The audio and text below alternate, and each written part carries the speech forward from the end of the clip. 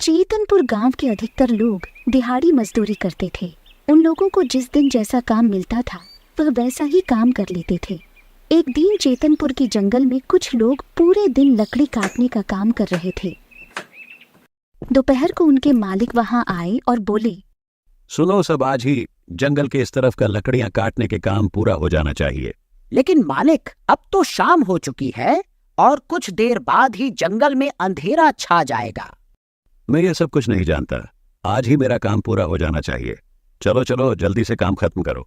फिर उनके मालिक वहां से चले जाते हैं। लेकिन अचानक एक भयंकर तूफान आके पूरे जंगल को हिला देता है। तेज बारिश शुरू हो गई। जोर जोर से बादल भी गरजने लगे। अरे भाई, अचानक ऐसा तेज तूफान और तेज बारिश कैसे शुरू हो गई?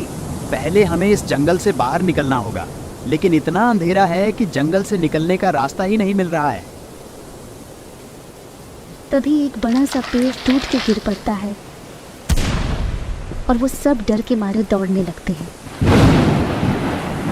जल्दी से भागो, नहीं तो पेड़ टूट के हमारे ऊपर ही गिर जाएगा।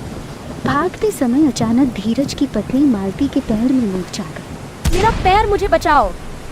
अरे मालती, क्या हो गया तुम्हें?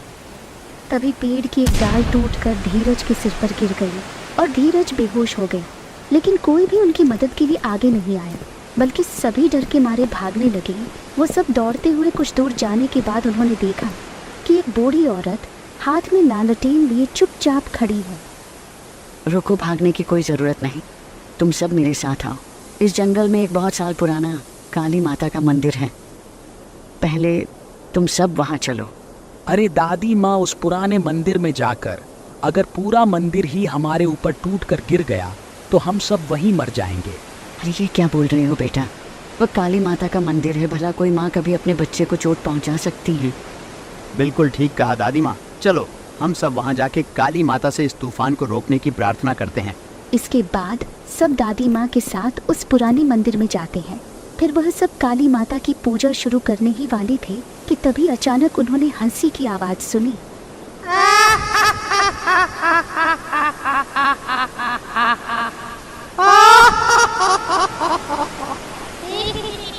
और वह आवाज मंदिर के अंदर से आ रही थी। हंसी की आवाज सुनकर सभी मंदिर के अंदर झांकने लगे। फिर देखा कि काली माता की मूर्ति के सामने आग जल रही है और बहुत सारी मुर्दों की खोपड़ी आग को घेरे हुए है।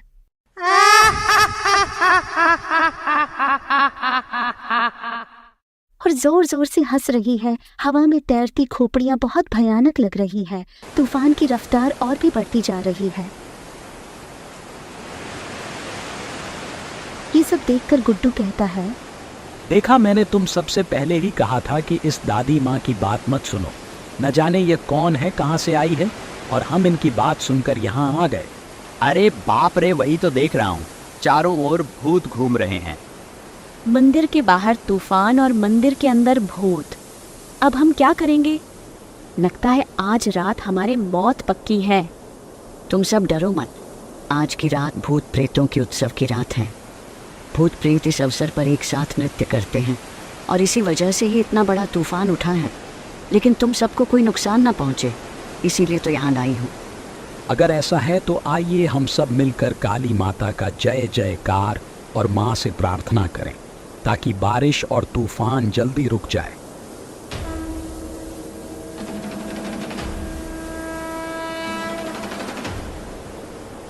फिर धीरे धीरे करके सुबह हो गई। बारिश और तूफान भी थम जाता है।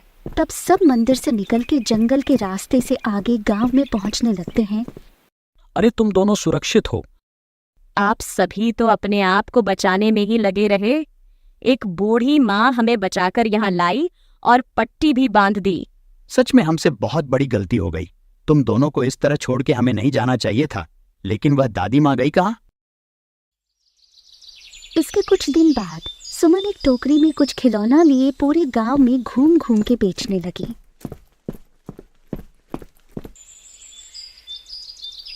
आज पूरे गांव में घूम के एक भी खिलौना नहीं बिका। मैं घर चली जाती हूँ, लेकिन अब मैं चावल कैसे खरीदूंगी और बच्चों को क्या खिलाऊंगी?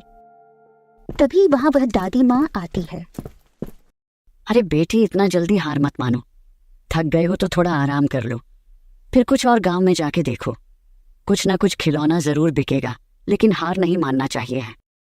आपने बिल्कुल ठीक कहा दादी माँ। मुझे आराम करने की वजह कड़ी मेहनत करनी चाहिए, और कड़ी मेहनत से ही तो सफलता मिलती है। फिर सुमन उठकर दूसरे गांव की तरफ चली गई और वहां जाके उसकी टोकरी के सारे खिलौना बिक गए। इसके बाद वो खुश होकर गांव के बाजार जाके चावल और सब्जी खरीद के घर लौट गई। फिर कुछ दिन बाद गुड्डू अपनी पत्नी के साथ जंगल के उस काली माता के मंदिर में पूजा करने के लिए जाता है और जंगल में पहुंच के अरे बाप रे, यह तो बहुत घना जंगल है, मुझे बहुत डर लग रहा है।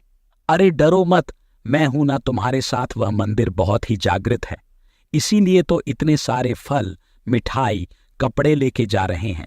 वहां जाकर काली माता के चरणों में यह सब चीजें देकर मन भर के पूजा करेंगे और माँ का आशीर्वाद लेंगे। लेकिन उनकी ये सारी बातें सुन रही थी उस जंगल में छिपी हुई 2 भयानक चुड़ैल।